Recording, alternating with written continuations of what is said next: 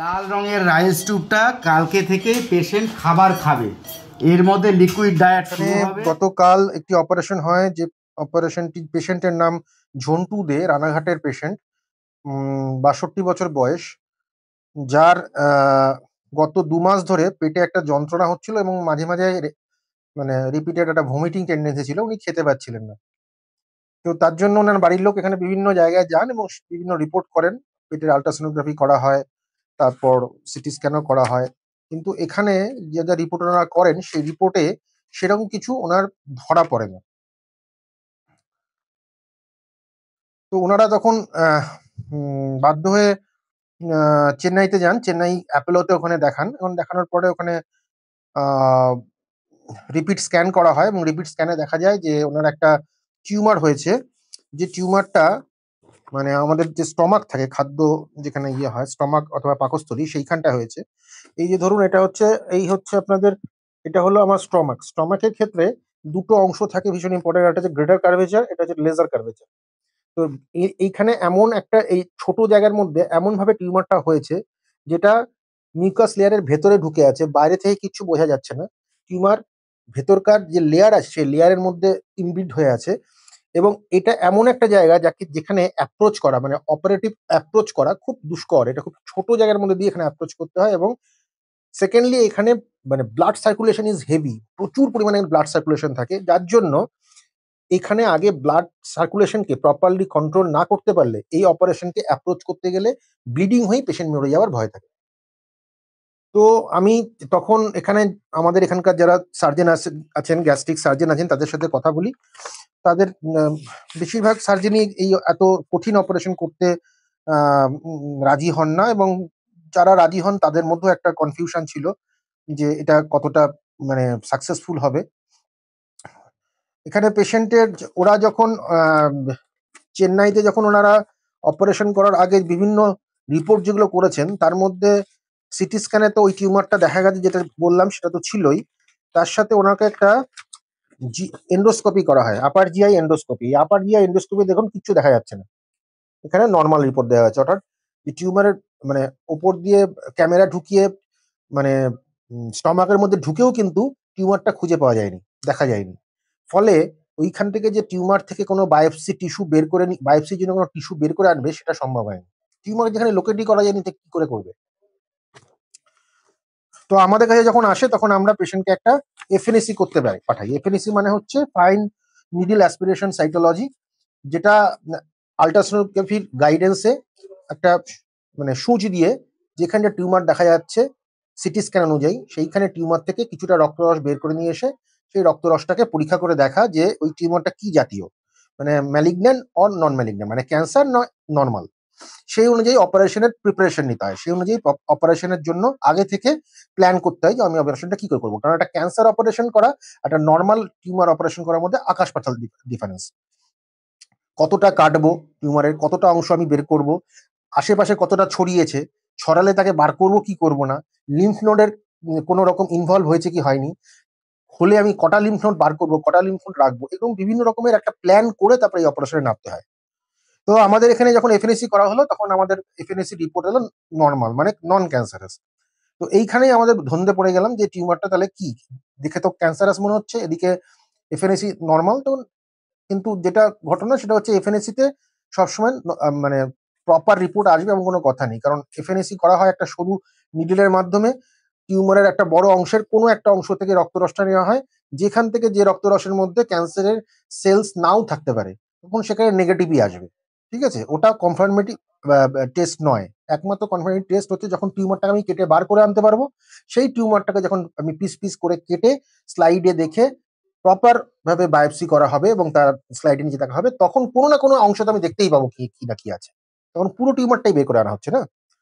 তো যাই হোক, তো অপারেশনের আগে পেশেন্ট পার্টির সাথে কথা বলা হয়, এই পেশেন্টের এই অপারেশনের ব্যাপারে কতটা মানে একটা অর্থনৈতিক দিক থাকে যে যেহেতু ওরা অ্যাপোলোতে গিয়েছিল, অ্যাপোলোতে অপারেশন করার জন্য পেশেন্ট ওয়াজ রেডি, পেশেন্টকে অলমোস্ট টেবিলে তুলবে, তখন ওদের যে অ্যামাউন্টটা বলা হয় সেই অ্যামাউন্টটা বেশ বড় অ্যামাউন্ট হওয়ার জন্য তারা পিছিয়ে আসে, তারপরে তারা পেশেন্টকে নিয়ে চলে আসে এখানে। তো সেখানে ওদের ফাইন্যান্সিয়াল ব্যাপারটাও জানা দরকার ছিল। তো সেইটাও সেই নিয়ে কথা হলো এবং আমরা যেটা বললাম এরকম মিনিমাম পয়সায়, যেটা আজকে কলকাতায় করতে গেলে যে অপারেশনটা যা হওয়া উচিত তার অলমোস্ট ওয়ান থার্ড পয়সায় আমরা সেই অপারেশনের রিস্কটা নিই এবং তাই আমরা করে থাকি যে আমাদের এখানে প্রচুর বড় বড় অপারেশন হয়, ব্রেনের অপারেশন হয়, রিপ্লেসমেন্টের অপারেশন হয়, ক্যান্সার সার্জারি হয়, যেগুলো আজকে একই সার্জন একই অপারেশনে যে কলকাতার বুকে করতে গেলে যে খরচ লাগে তার থেকে অলমোস্ট মানে ওয়ান থার্ডে পয়সায় আমরা কিন্তু এখানে মানুষ, গরিব মানুষ, তাদের পাশে দাঁড়ানোর জন্য আমরা সেই ইয়েতে আমরা সবসময় বদ্ধপরিকর যে তাদেরকে বেস্ট ট্রিটমেন্ট দেবো, but with the best quality of treatment দেবো এবং মিনিমাম পয়সায় দেবো, যেটা আর কোনো কারো পক্ষে সম্ভব নয়। তো আমরা এখানে কিছু সুপার স্পেশালাইজ এরকম ওটি করে থাকি, তার মধ্যে এটি একটি। তো অপারেশনের দিন আগে সব পার্টি রাজি হলো, বাড়ির লোক রাজি হলো। আমরা অপারেশনের জন্য ডক্টর কিশোর রায়, যিনি গ্যাস্ট্রো ইন্টেস্টাইনাল ক্যান্সার সার্জন, মানে জিআই ট্র্যাকে যে ধরনের ক্যান্সার গুলো হয় সেই অপারেশন করার জন্য তার সাথে কথা হলো। তিনি এত বড় সার্জন হওয়া সত্ত্বেও তার মধ্যেও একটা ইয়ে কিন্তু ছিল যে এই অপারেশনটা কিন্তু খুব রিস্কি অপারেশন এবং খুব বড় অপারেশন এবং বেশ কষ্টকর অপারেশন এবং অনেক সময় সাপেক্ষ অপারেশন। এগুলো সব বাড়ির লোককে বোঝানো হলো এবং এমনও হতে পারে যে পেশেন্টকে যেহেতু এটা প্রলং প্রসেস, 4 সাড়ে 4 ঘন্টা ধরে পেশেন্টকে অজ্ঞান করে রাখতে হবে, ফলে মানে জ্ঞান ফেরার পরে হয়তো পেশেন্টকে ভেন্টিলেটরও দিতে হতে পারে, কারণ পেশেন্ট ওয়াজ ক্রনিক স্মোকার। তো এরপর যেটা হলো, আমাদের অপারেশনটা শনিবার হলো শুরু। মোটামুটি অপারেশন শুরু হয় 9:30-10টার সময়। প্রায় 2:30-3টের সময় অপারেশন শেষ হয়, অর্থাৎ 4 সাড়ে 4 ঘন্টা ধরে অপারেশনটা কন্টিনিউয়াস চলে। পেশেন্টকে পুরোটাই মানে জেনারেলাইজ অ্যানেস্থেশিয়া দিয়ে মানে পুরোটাই অজ্ঞান করে। এবং যেটা বললাম যে এই পুরো অংশটাই কিন্তু বের করে আনা হয়েছে। এবং আমি আপনাদের একটা ছোট্ট আরেকটা জিনিস দেখাই, যেটাও একটা খুব ইম্পর্টেন্ট। সেটা হলো এই যে টিউমারটা বের করে নিয়ে আসা হয়েছে কেটে, ঠিক আছে? এই হচ্ছে এই যে হাতে যেটা দেখতে পাচ্ছেন এটাই টিউমার। এটাকে যখন আমরা বায়োপসি করবো, বায়োপসিতে পাঠানো হয়ে গেছে অলরেডি। তো এইটার বায়োপসি রিপোর্টের উপর নির্ভর করছে পরবর্তী ফার্দার ট্রিটমেন্ট কি হবে।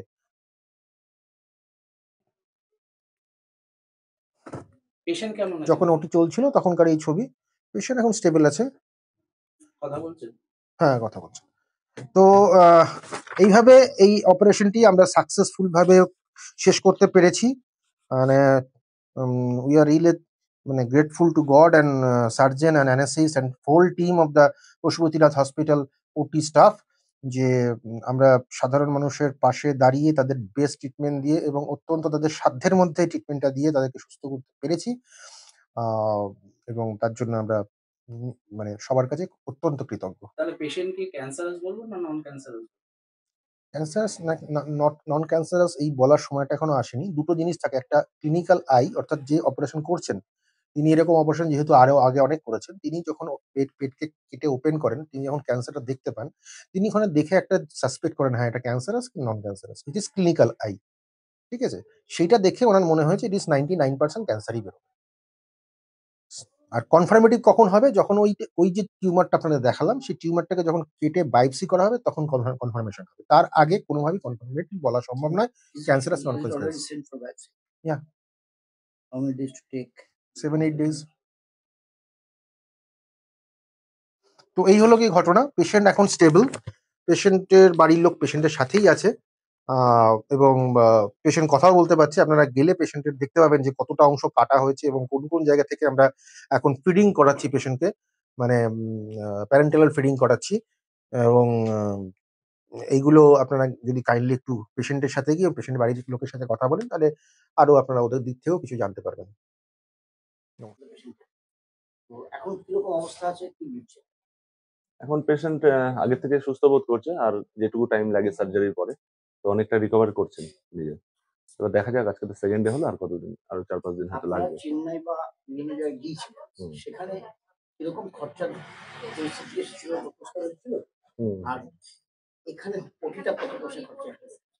অ্যাকচুয়ালি রোগটা নির্ধারণ করে, মানে আইডেন্টিফাইড করে চেন্নাই অ্যাপেলো। পরে আমরা কলকাতা অ্যাপেলোর সঙ্গে কন্ট্যাক্ট করি, তারা 4 লাখ চেয়েছিল।